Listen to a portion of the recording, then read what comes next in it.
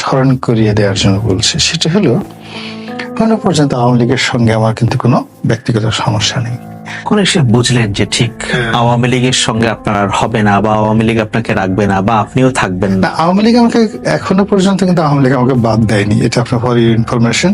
আপনি কি বিএনপি কে ঠিক না পারছেন ফেলতে, না পারছেন গ্রহণ করতে, এরকম? না, দেখেন, বিএনপির আদর্শে বিশ্বাস করেন আপনি?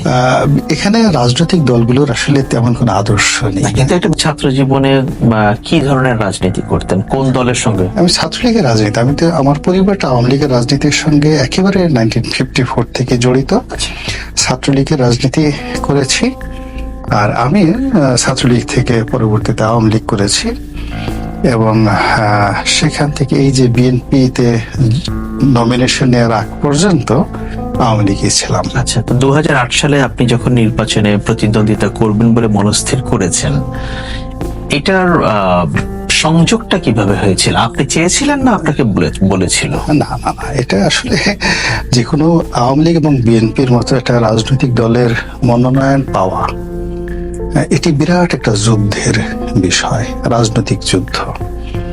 এবং প্রায় সব নির্বাচনী যে এলাকাগুলো রয়েছে সেখানে আমার মতো এরকম অন্তত 1 ডজন প্রতিদ্বন্দ্বী থাকে মাঠে। তো তাদেরকে পরাজিত করে তারপরে মনোনয়নের তালিকায় আসতে হয়। তো আজকে আমার মূলত যে পারিবারিক সিট, যেখানে দীর্ঘদিন যাবত আমি কাজ করছিলাম 2001 সন থেকেই, সেটা হলো ফরিদপুর 4 আসন ছিল, সদরপুর এবং চরভদ্র আসন। এবং এই আসনে এখন নিক্সন চৌধুরী, আমি মূলত ওই আসনের প্রার্থী ছিলাম। এবং ওই আসনে যখন 111 হলো, তখন কি হলো, একটা সিট কমে গেল, ফরিদপুর 4 আসনে একটা সিট কমে গেল, এবং ওটা সদরপুর চরভদ্র আসন ভাঙ্গার সঙ্গে চলে এলো। তখন দেখা গেল যে আমাকে প্রোভাইড করার জন্য পটুয়াখালীর যে সিট থেকে আমি হয়েছি, সেখানে আমাকে মনোনয়ন দেওয়া হলো। আপনারা কি পটুয়াখালীতে থাকতেন? ওখানে আমি শিশুকালের কিছুটা সময় বেড়ে উঠেছি, এবং আমার শ্বশুর বাড়ি ওখানে।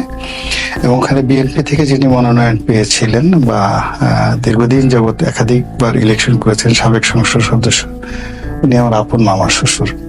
ফলে যখন 2008 সনে যে নির্বাচনটা হলো, সেখানে এক পক্ষে মানে আওয়ামী লীগের পক্ষে আমি প্রতিদ্বন্দ্বিতা করেছি, এবং আমার প্রতিপক্ষে ছিলেন আমার মামা শ্বশুর। আপনি যখন টক শোতে অ্যাপিয়ার করা শুরু করলেন বা বিভিন্ন জায়গায় বক্তব্য দিচ্ছেন, আপনার কিছু কিছু বক্তব্য শুনে অনেকে সন্দেহ করছিল যে এটা তো আওয়ামী লীগের মতো কথা না, বা আওয়ামী লীগের সংসদ সদস্যের মতো কথা না, একটু ভিন্ন সুর পাওয়া যাচ্ছে। মানে এটা কেন হলো? এটা আসলে যে যারা এই জিনিসটা চিন্তা করতেন, তারা মূলত আওয়ামী লীগ সম্পর্কে তাদের কোনো স্টাডি নেই। আওয়ামী লীগ একটা বৃহত্তম গণতান্ত্রিক দল, এবং এর যত সৌন্দর্য গণতন্ত্রের মধ্যে। এবং আওয়ামী লীগ যখনই ভালো করেছে, ক্ষমতায় এসছে কিংবা সফলতা দেখিয়েছে, তখন সেই দলের মধ্যে দলের বাইরে গোলাম মাওলা রনির মতো অনেক লোক ছিল। যে আপনি 2008 সালের নির্বাচনে আওয়ামী লীগের মনোনয়নে আপনি সংসদ সদস্য হয়েছিলেন, তা বলছিলেন যে 1991 সাল থেকে আপনি ব্যবসা করছেন, ভালো ব্যবসায়ী করছেন। তো রাজনীতিতে আসার তাগিদটা আপনি অনুভব করলেন কেন? না, আমি তো আসলে প্রথমত একটা রাজনৈতিক পরিবারের সদস্য। আমার পরিবারে আমি প্রথম সংসদ সদস্য নই। সে 1954 থেকে সব সংসদে আমার আত্মীয় স্বজন যারা আছেন, তারা প্রতিনিধিত্ব করেছেন। এখন সেই দিক থেকে রাজনীতির যে ইচ্ছা, আকাঙ্ক্ষা, অভ্যাস, এটা তো রাতারাতি করে হওয়ানো যায় না। তো সেটা আমি পারিবারিকভাবে পেয়েছি। দ্বিতীয়ত, ছাত্র জীবনে ছাত্র রাজনীতির সঙ্গে সম্পৃক্ত ছিলাম, এবং কর্মজীবনে কখনোই রাজনীতি বিমুখ ছিলাম না। আমি সবসময় একটা সুযোগের যেটা খোঁজ করেছি, যে যখন বাংলাদেশের যে প্রেক্ষাপট, সেই প্রেক্ষাপটে রাজনীতি করার জন্য আপনাকে অর্থ লাগবে। আমি চেষ্টা করেছি, যেহেতু আমি রাজনীতিতে যাব, এটা সার্টেন লিমিট পর্যন্ত আগানোর জন্য যে অর্থনৈতিক সংগতি দরকার, আমি সেটা অর্জন করার চেষ্টা করেছি। তার সঙ্গে সঙ্গে যতটুকু কানেক্টিভিটি দরকার একটা মনোনয়ন পাওয়ার জন্য, অতটুকু রক্ষা করেছি। আপনাকে অনেকে খুব প্রমিজিং মনে করতো যে আওয়ামী লীগের মধ্যে মানে যারা একটা ইয়াং গ্রুপ, যারা পরবর্তীতে আসবে। তো সেই স্থানটার চুক্তি ঘটলো কিভাবে বা কেন ঘটলো? সেই স্থানটার চ্যুতি ঘটেনি। চ্যুতি ঘটেনি এর কারণটা হলো বাংলাদেশে 2008 থেকে 2011 সালের শেষ পর্যন্ত, 12 সালের প্রথম পর্যন্ত যে একটা রাজনৈতিক অবস্থা ছিল, প্রচন্ড প্রতিযোগিতামূলক রাজনীতি। সেই রাজনীতিতে আমি বা আমার মতো যারা ছিলেন তাদের সকলেরই প্রয়োজন ছিল এবং সকলেই লাইমলাইটে ছিলেন প্রতিযোগিতার মধ্যে। বিএনপিতেও যারা পরিশ্রমী ছিলেন, মেধাবী ছিলেন, পড়াশোনা করতেন, তাদের একটা কদর ছিল, আমাদের দলেও ছিল। কিন্তু 2012 সনের মাঝামাঝি সময় এসে, বিশেষ করে হেফাজতের ওই ঘটনার পরে বা গণজাগরণ মঞ্চের পরে, রাজনীতির অন্তরালে কতগুলো খেলাধুলা শুরু হয়ে যায়। সেই খেলাধুলা যখন শুরু হয়ে যায় তখন থেকেই মূলত এই যে 2014 সনের যে নির্বাচনটা হলো কিংবা 2018 সনের নির্বাচনটা হলো, ওটার একটা প্রেক্ষাপট রচিত হয়েছিল 2012 সনে। এবং সেই 12 সনের যে বিষয়টি হলো, সেখানে আমি যেভাবে আমার ক্যারিয়ারটা গড়ে তুললাম, আমি যেভাবে নিজেকে এক্সপোজ করেছিলাম, ঠিক ওই বিষয়টা 2012 সনের প্রেক্ষাপটে, 13 সনের প্রেক্ষাপটে একটা পার্টির জন্য, দলের জন্য লায়াবিলিটি হয়ে যাচ্ছিল। এই 1954 থেকে শুরু করে সব সময়টাতে তাদের তারুণ্য ছিল, সাহস ছিল, শক্তি ছিল, মেধা ছিল, যোগ্যতা ছিল।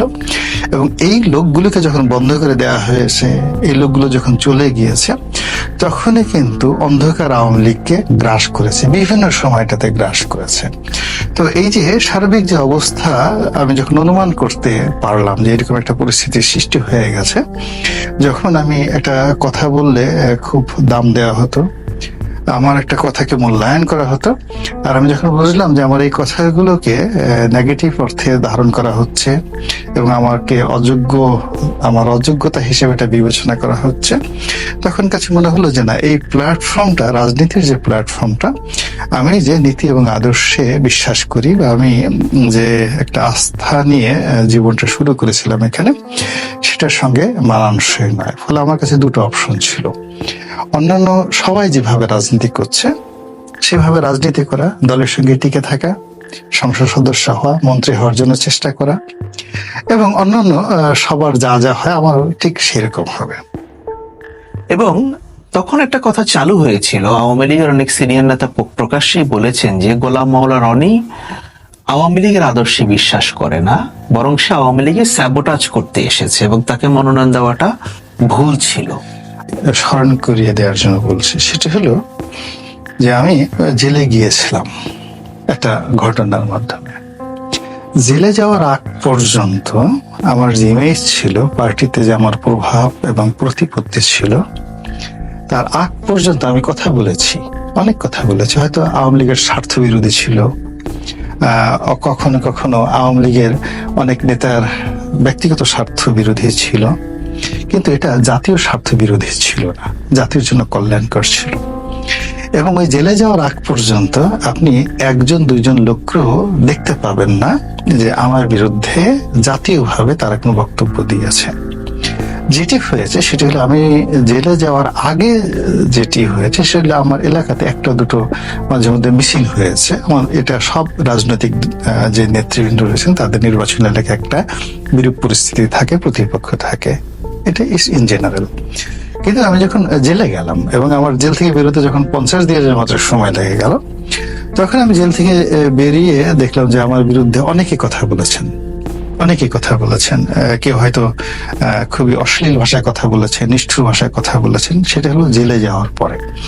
এবং জেল থেকে বেরোনোর পরে সার্বিক পরিস্থিতি দেখে আমার মনে হলো যে যে আদর্শ, যে শক্তি, যে নীতি, নৈতিকতা নিয়ে আমি কাজ করতাম, ঠিক সেই জায়গাটাতে আমাকে ইউটার্ন করতে হবে, মিনিমাইজ করতে হবে এবং আমাকে এই যে এখন যে পরিবর্তিত পরিস্থিতি তার সঙ্গে মানান সই রাজনীতি। আপনি যখন সে পরিস্থিতিটা তৈরি হলো, আপনি কি আওয়ামী লীগের সঙ্গে বিষয়টার ফয়সলা করার বা মীমাংসা করার বা বিষয়টাকে নিয়ে একটা আওয়ামী লীগের সঙ্গে সেটা চেষ্টা করেছিলেন? না, আওয়ামী লীগের সঙ্গে আমার আসলে কোনো সমস্যাই হয়নি শেষ দিন পর্যন্ত, এবং আশ্চর্যের ব্যাপার হলো এখনো পর্যন্ত আওয়ামী লীগের সঙ্গে আমার কিন্তু কোনো ব্যক্তিগত সমস্যা নেই। আমার যেটা মনে হয়েছে যে আমার এখান থেকে সরে যাওয়া উচিত। এর কারণ হলো যে আমি দেখছি যে আমি যে কাজগুলো করব সেই কাজের জন্য এক সময় আমার সহযোদ্ধারা ছিল, সহযোগীরা ছিল, সাপোর্ট ছিল, কিন্তু 2012 সালের শেষ মাথায় এসে দেখলাম যে সবাই নিশ্চুপ হয়ে যাচ্ছে। সহযোদ্ধারা তারা তাদের চরিত্র পরিবর্তন করে ফেলেছে, এবং আমি বুঝলাম যে আমার এদের সঙ্গে সামঞ্জস্য রেখে চলতে হবে, অথবা আমাকে এদের সঙ্গ পরিত্যাগ করতে হবে। না, আপনি কখন এসে বুঝলেন যে ঠিক আওয়ামী লীগের সঙ্গে আপনার হবে না, বা আওয়ামী লীগ আপনাকে রাখবে না, বা আপনিও থাকবেন না? না, আওয়ামী লীগ আমাকে এখনো পর্যন্ত কিন্তু আওয়ামী লীগ আমাকে বাদ দেয়নি, এটা আপনার ফর ইনফরমেশন। আমি 2014 সালে একমাত্র ব্যক্তি যে মনোনয়নপত্র কিনে নাই সিটিং এমপি হিসেবে, আর 2014 সালে আমার মনোনয়ন না পাওয়ার কোনো রিজন ছিল না। কিন্তু যেহেতু আমি জানতাম যে এক অর্থে মনোনয়ন না দেওয়া মানে তো আওয়ামী লীগ আপনাকে আর রাখছে না, সেটাই তো মিন করে। Not like that. আওয়ামী লীগের অনেক বড় বড় যেন আপনি আওয়ামী লীগের কোনো কমিটিতে নেই, আপনি আওয়ামী লীগের মনোনয়ন পাননি, আপনি আওয়ামী লীগের বিরুদ্ধে কথা বলছেন, তো সব মিলিয়ে তো বোঝা যাচ্ছে আপনার আওয়ামী লীগের। এটা আপনারা যারা রাজনীতির বাইরের তাদের একটা এরকম ধ্যান ধারণা আছে। সেটা হলো এখানে তিনটা বিষয় রয়েছে। একটা বিষয় হলো যারা ইলেকশন করে, নমিনেশন নেয়, ইলেকশন করে, এটা একটা গ্রুপ রয়েছে। আর একটা হলো যারা পার্টি পলিটিক্স করে, তাদের পদ পদবি দরকার। কিন্তু পার্টি পলিটিক্স এবং ইলেকশন এ দুটো সমন্বয় হয় খুব অল্প ক্ষেত্রে।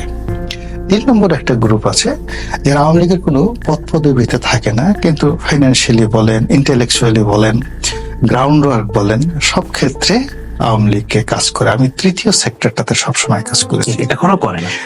এখন আমি তো আওয়ামী লীগের সঙ্গে যেহেতু জড়িত নাই, আমি বিএনপিতে আছি, এবং আমি বিএনপিতে এখন ঠিক সেম কাজটাই করছি।